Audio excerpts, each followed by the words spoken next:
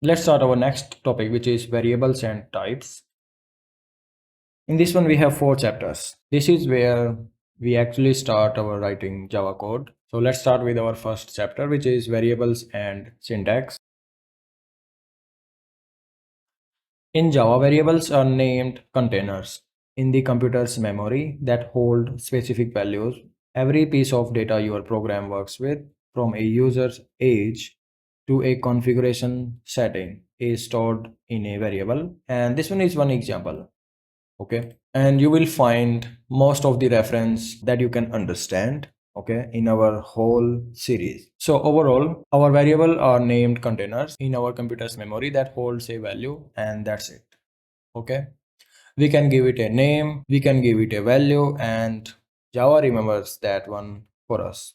To create a variable, we specify its type and give it a name. So in Java, we can just throw any data into any box. Okay, Java is what we call a statically typed language. That means when we create a variable, we have to tell Java upfront, basically, like what type of data will this box hold, any number, any piece of text, any boolean value, true or false. Okay, so we declare that once, and that variable can only hold that specific type of data. So if you are coming from other languages, then this might feel restrictive for you compared to languages like Python and JavaScript, where we can put anything anywhere. Okay, but there's a reason that Java does this.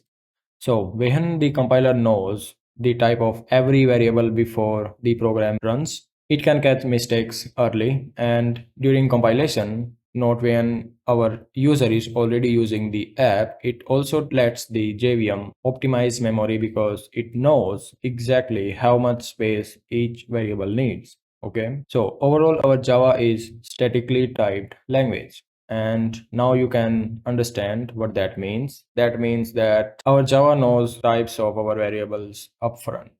Okay. First one, we have one syntax, data type, variable name, and its value. And here we have two steps. First one is declaration, and this tells Java reserve a space in memory named age that can hold an integer, int age. This one is declaration, and then we have a second step, which is initialization. This assigns a value to a variable. Okay, here we are basically telling our Java that I need a box of this type and with this name. Okay, and in initialization, we are putting a value in the box. We have this shortcut. In this one, we can do these two steps simultaneously. Same goes for that. Okay, now local variable inference var. So before Java 10, you had to explicitly declare the type every time. Since Java 10, if you provide a value immediately, the compiler can infer the type using the var keyword. So this one is explicit type declaration, and we have this type inference from Java 10. Here, if we are assigning a value right away, then we can use the var keyword and let the compiler figure out the type. Okay. So compiler infers string from the assigned value. Compiler infers int here. Okay. Now we have some limitations of var. We must initialize var immediately. Var x equals to 10. This one is valid. This one is not, because now our compiler does not know that which value can come inside that. And here, this one is invalid because compiler cannot infer a type without a value. Okay. Now, next one is naming conventions. Java is strict about syntax but flexible about names. To write professional and readable code, we can follow some conventions. So we have some rules here. Compiler enforced, case sensitive. Variable names are case sensitive. That means this and this one and this one are three different variables, completely different variables. Okay, so names must start with a letter, maybe any dollar sign, and also underscore, never a number. And you cannot use Java's reserved keyword like int and class or public as any variable names. Okay, then we have some community standards. So for regular variables, we can use camel case convention. And for classes, we can use Pascal case. And for constants, we can use screaming snake. All characters are uppercase and words separated by underscore as well. Okay. And this one is not necessary that you follow this convention, but you must follow this compiler enforced rules. Okay. But we follow these because other developers who read this one will immediately know that what that means by just seeing variable names. Okay. Now we have variable scope. Where a variable is accessible is called its scope. So first we have local variables declared inside a method. They exist only while the method is executing. Okay. Then we have instance variables belong to an object instance, specific player object's score. Then we have static variables belong to the class itself, shared across all instances. And if you don't know what class is, object is, okay, instance and method, then still fine, because we will understand these things in detail in our upcoming series. But if you understand, then I just put that one here. Okay, then we have one note here. Constants with final. When you need a variable whose value must never change, then you can use final keyword. We will understand these keywords in detail in our later part of our series. Okay, and we are just putting these documentations here because not everyone is absolute beginner, and if you are, then in future you will not. But for now, this one is it. Now let's move to our next chapter, which is primitive data types. So in Java, all data is built from 8 primitive data types. These are the simplest forms of data. They store values directly in memory on the stack, making them fast and efficient. And now what is stack? Let's keep that for now. Okay. Let's just focus on these 8 primitive data types, the simplest forms of data. So they store values directly in the memory. Okay. No stack, no heap as well. Now the integer group, whole numbers. These types store numbers without decimals. The only difference is how large a number they can hold. Okay. First we have byte, size 8 bits, and we can have range here. This one, use case, saving memory in large arrays. This one is very small range but uses the least memory. Okay. And we will use this when memory matters and values are small. Then we have sort, size 16-bit, range we can have this one, use case rare, mostly for compatibility. Okay. And then we have int type, size 32 bits, and we have range this one, use case the default choice for numbers. Then we have long, 64 bits, and we have this range. Okay, when int isn't big enough. We have one example, int user count 50k and long world population. Note the L suffix for long literals. All right, so we need to put that L if we are using this syntax. And without L, Java treats the number as an int by default. Okay, and this one will overflow our int range. And then we have our next group, which is floating point group, decimals. For scientific calculations, measurements, or any value that requires decimal precision. Then we have two types here as well. One is float, this one is 32-bit. And then we have double, and this one is 64-bit. So 15, 16 decimal digits. And this one is default choice for decimals. This one is default. That means we don't need to put D. Okay. And if you use float, this one is not by default. So you need to put F suffix, like here we did L, because in integer group, we have int as default choice. Okay. Now we have others as well. First one is char. Character stores a single 16-bit Unicode character. It is always wrapped in single quotes. This one is necessary, single quotes. Okay. And here is one important thing, that it can represent characters from virtually any language in the world.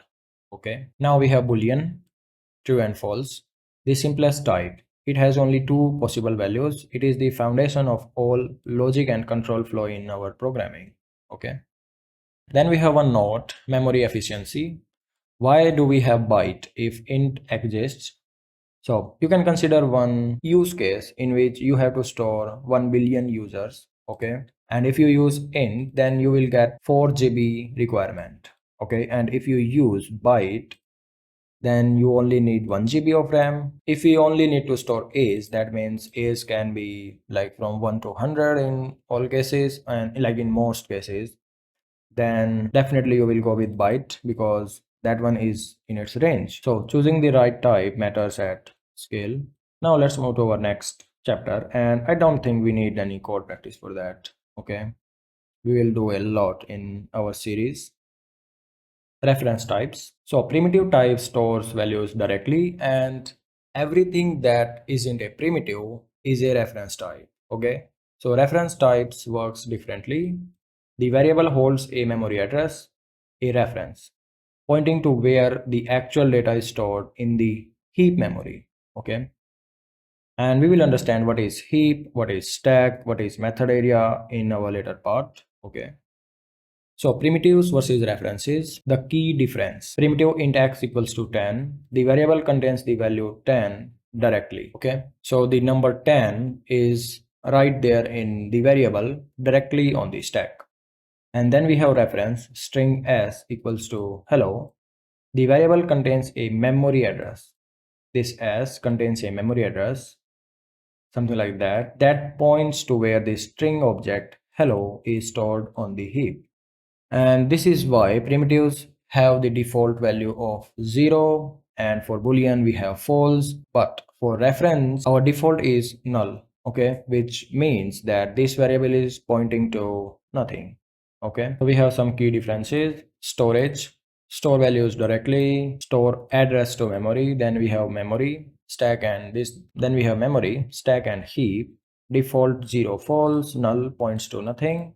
Methods cannot call methods, and we have some methods like to uppercase for in case of string. Okay, now let's move forward with our wrapper classes and autoboxing. Java has primitives for speed and objects for flexibility. That's fine, but sometimes you need an object version of a primitive, right? For example, when using collections like ArrayList, our collections can only hold objects, not primitives. So Java provides wrapper classes, object versions of each primitive types. Okay, so we have this primitive, then its object representation is integer. Then we have char, its object representation is character, and in other cases just make your first character uppercase. Now let's understand what is autoboxing and unboxing. Since Java 5, conversion between primitives and their wrapper classes happens automatically. So this one is autoboxing, like compiler automatically converts a primitive into its wrapper object. So let's say you have this primitive representation and you want to convert that to wrapper object. Okay, so just mention that type and Java wraps 100 in an integer object automatically. And then we have unboxing. The compiler automatically extracts the primitive value from a wrapper object. Let's say we have this wrapper object and we want its primitive type, then we can directly assign that. Java extract the value 50. Okay. And you definitely watch out one thing, that wrapper classes are objects. They can be null, right? So unboxing a null wrapper throws a null pointer exception. So let's say this one is null. This one is valid in objects, right? You can assign null value, and in fact this one is by default value. Okay, and let's say you are trying to extract something, then you will get null pointer exception at runtime. Okay, this one is very important. Let's see that one. Integer, what we can do is a equals to null, right? We can assign that. And now we want to extract int b equals to a. You can see that we are getting one warning. Unboxing of a may produce null pointer exception. This one is from IDE, but it will not stop our compilation phase. Okay, we will not get any compilation error. Let's try that one. So we did not get any compilation error, right? Now just run this one, and we got one runtime error, which is null pointer exception. Okay. So we have seen autoboxing and unboxing. Now let's see how we can do manually, right? So let's say we have one int value, int a equals to 10, and we want its wrapper object. So integer b equals to, we can do that, new integer, and inside that we can pass a. Okay. So here we are getting one IDE suggestion, that is integer int is deprecated since version 9 and marked for removal. Okay, because our Java do autoboxing, that means we don't need to do that, right? Okay, now let's see unboxing, like manual unboxing. If we are doing, then int c equals to, what we can do is, this b is wrapper object, then we have some methods in this one. Okay, so we can call like b dot int value. Okay, and we are getting one suggestion like unnecessary unboxing. Okay, so you can do something like manual unboxing, but we don't need that. We have this automatic unboxing. Okay, now let's move to our next chapter, which is typecasting. So sometimes we have an integer but we need a double, or we have a double and we need to force it to an integer. This is called typecasting. Okay, so in Java we have two forms: implicit widening and explicit narrowing. First, we have implicit casting, widening. This happens automatically when we assign a smaller data type to a larger one, and it is safe because there is no risk of losing data. If you are going from byte to short, then whatever number you can hold in byte, then you can definitely hold that in short. Okay, so you will not get any data loss. And this one is automatic conversion, right? So the smaller type fits entirely within the larger type, so no information is lost.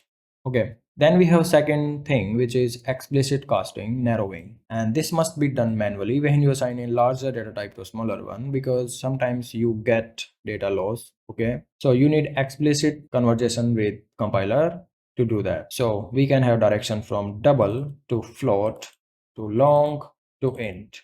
Okay, because we are going from decimal numbers to integers. Okay, so in integers we will not get decimal values like decimal points, so this one is one loss and we need to accept that manually, right? So let's say we have this double, and if we are doing casting here, that means we will not get this value. Okay, and if you try to print that one, you will only get 99. So data loss warning. Notice what happened above. Dot 99 was truncated, not rounded. Okay. So when you narrow types, you lose precision. And if you cast a number larger than the target type can hold, okay, fitting a large long into a byte, very serious conversation. Okay. Fitting a large long into a byte, very serious conversion. Okay. The value will overflow and produce incorrect result. And we have one pattern here, right? And let's see what that is. Like cyclic pattern. Okay, so let's say that we have one byte value here, or let's take short a equals to, our byte can hold up to 127, right? So let's put that 130, and now let's convert that to byte. B equals to, we need to do that manual casting. Okay, and if you're doing directly, that means what we will get here, we will not get 130 because this one is out of range for byte, and we know that we have this range 128, like negative 128, negative 127, and this will go up to 0 to 127. Okay, so if we can't go after that, that means we will start from here. Okay, we will get negative 126, right? And that will be, if you try to print b, okay, just clear that and compile this one, run this one. So we got negative 126. Okay, and let's say we have this negative 128. Okay, if we are subtracting this one, negative 1,